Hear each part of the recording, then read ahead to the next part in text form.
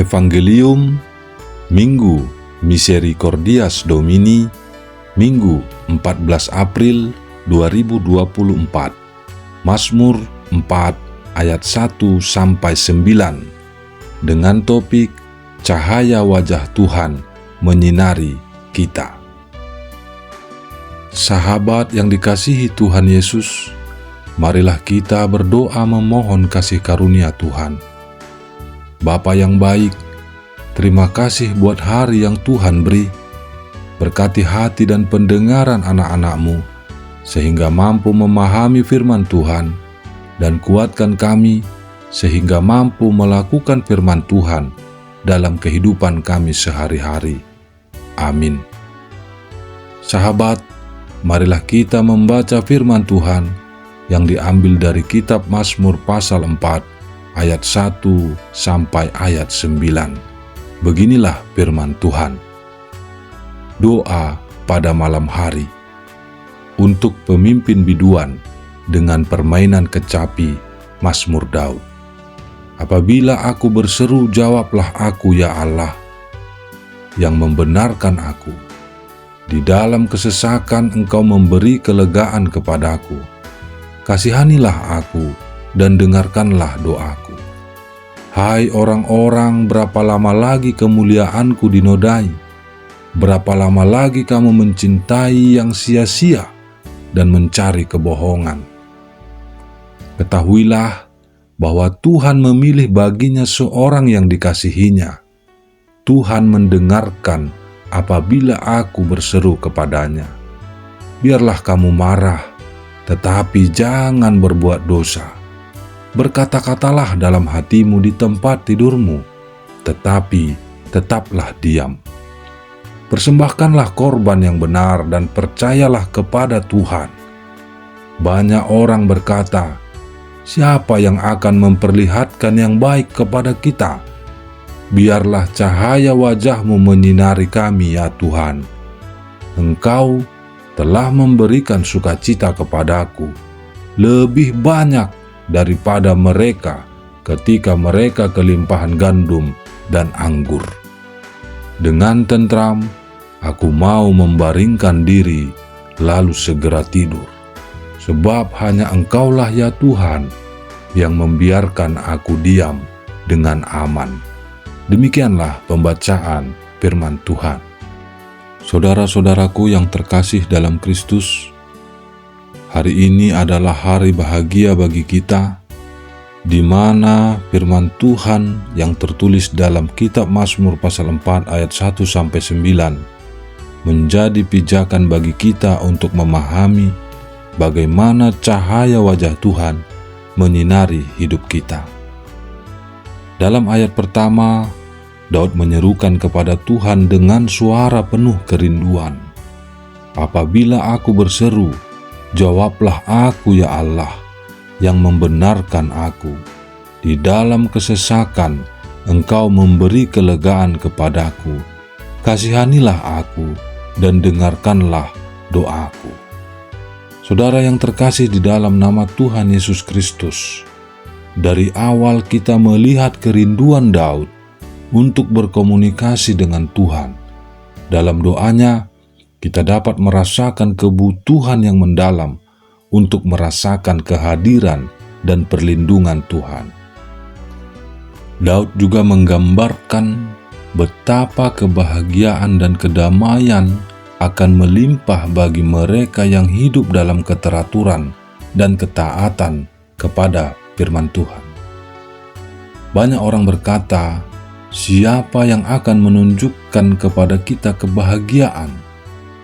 Angkatlah wajah-Mu ya Tuhan kepada kami. Daud menegaskan bahwa kebahagiaan sejati hanya dapat ditemukan dalam hadirat Tuhan. Cahaya wajah-Nya memberikan jaminan dan kebahagiaan yang abadi, yang tidak terpengaruh oleh situasi atau keadaan di sekitar kita. Daud juga menyoroti bagaimana ketenangan dan keamanan dapat ditemukan dalam hubungan yang intim dengan Tuhan. Hanya Engkaulah yang memberikan kedamaian di dalam hatiku, daripada kekayaan di dalam ladang gandum dan air anggur.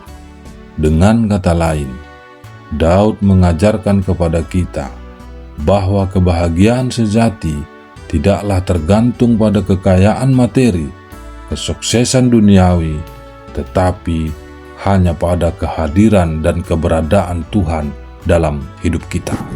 Dan pada akhirnya, Daud menegaskan keyakinannya bahwa Tuhan adalah sumber kehidupan dan perlindungan.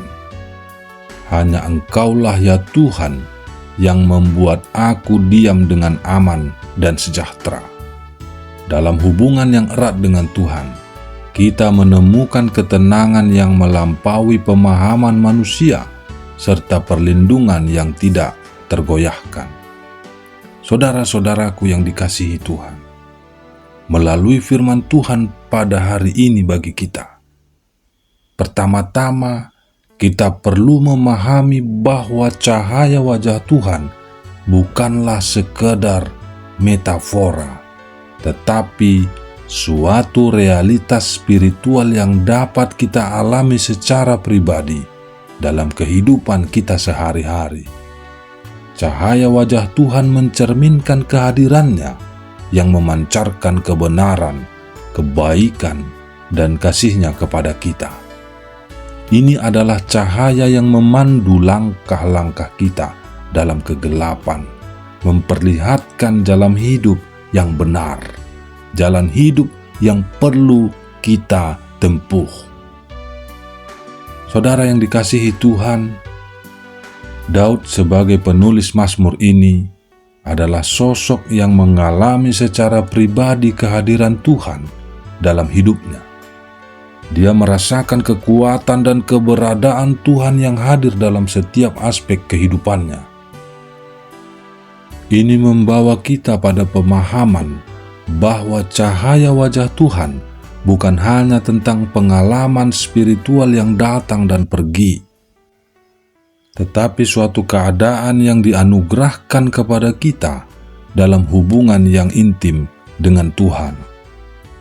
Ketika kita hidup dalam kesadaran akan kehadiran Tuhan, cahayanya memancar dalam setiap sudut kehidupan kita.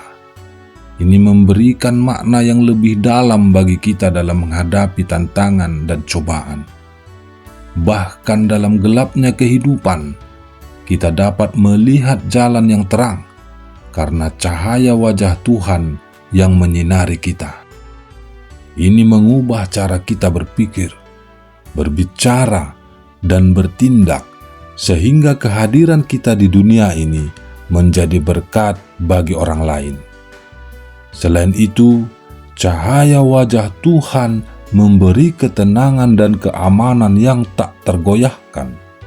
Di tengah kekacauan dunia saat ini, kita dapat menemukan tempat perlindungan dalam pelukannya.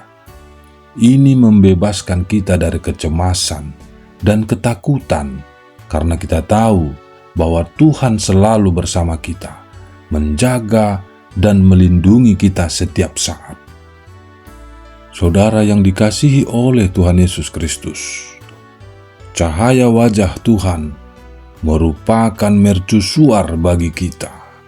Ketika kita diombang-ambingkan di tengah kerasnya gelombang kehidupan, kita memiliki arah yang tepat, kita memiliki tempat yang tepat yang memberikan cahaya bagi kehidupan kita. Cahaya mercusuar dapat membantu kita, menuntun kita, menemukan pelabuhan sehingga kita dapat berlabuh dengan selamat di dunia ini. Saudara yang dikasihi Tuhan, di sebuah desa yang subur terdapat sepasang saudara kembar yang sangat akrab satu sama lain. Suatu hari mereka mengalami perbedaan pendapat mengenai tanah warisan keluarga mereka.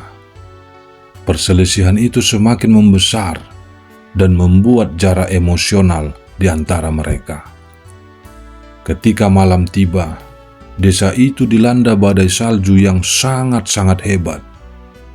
Hujan salju yang lebat membuat jalan menjadi terputus dan rumah mereka terisolasi dari dunia luar. Di tengah kegelapan dan dinginnya malam, satu-satunya sumber cahaya adalah lampu minyak tua yang terletak di tengah ruang tamu rumah mereka. Mereka duduk di dekat lampu minyak itu, saling berpandangan dengan tatapan dingin. Namun, saat mereka melihat cahaya lembut dari lampu minyak itu memantulkan bayangan mereka yang bersatu, hati mereka mulai luluh. Mereka menyadari bahwa perselisihan mereka tidak sebanding dengan hubungan saudara yang telah mereka jalin begitu lama. Akhirnya, mereka saling memeluk dan meminta maaf satu sama lain. Mereka mengakui bahwa cahaya lampu minyak itu bukan hanya menerangi ruangan, tetapi juga menyinari hati mereka, membawa kehangatan persaudaraan dan kebersamaan yang mereka butuhkan. Dalam perumpamaan ini, lampu minyak melambangkan kehadiran Tuhan dalam kehidupan kita. Ketika kita terjebak dalam konflik dan ketegangan dengan saudara-saudara kita, cahaya wajah Tuhan hadir menerangi jalan kita menuju perbaikan dan perdamaian, seperti saudara kembar dalam cerita tadi. Marilah kita membiarkan cahaya wajah Tuhan memancarkan kasih dan pengampunan di antara kita, sehingga kita dapat hidup bersama dalam kesatuan dan keharmonisan. Amin. Marilah kita berdoa. Ya Tuhan Allah Bapa yang Maha Pengasih, kami datang kepadamu dengan hati yang terbuka dan penuh kerinduan, memohon kehadiran dan kasih-Mu yang tak terbatas dalam hidup kami. Engkau adalah sumber cahaya yang tak terpadamkan, cahaya yang menerangi setiap langkah kami dalam kegelapan dunia ini. Bimbing dan tuntunlah kami ya Tuhan, sehingga kami selalu dapat hidup dalam kehadirat-Mu, menjadi terang bagi dunia ini, dan menyebarkan cahaya kasih-Mu kepada semua orang yang kami temui. Hanya di dalam nama anak-Mu, Tuhan Yesus Kristus, kami berdoa dan bersyukur. Amin.